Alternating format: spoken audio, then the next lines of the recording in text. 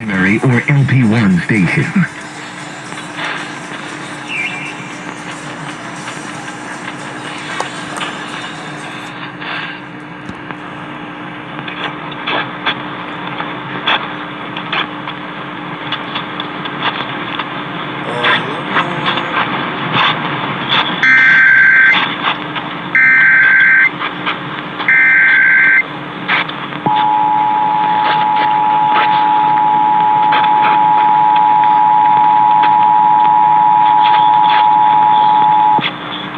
This is a statewide test of the Ohio Emergency Alert System, originating from the State Emergency Operations Center in Columbus. This is only a test. The Ohio Emergency Alert System has been designed to provide the public with timely warnings and emergency information.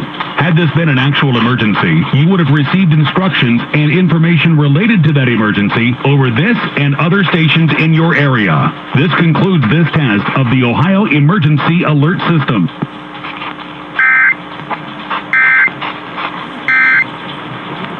This is WTAM Cleveland.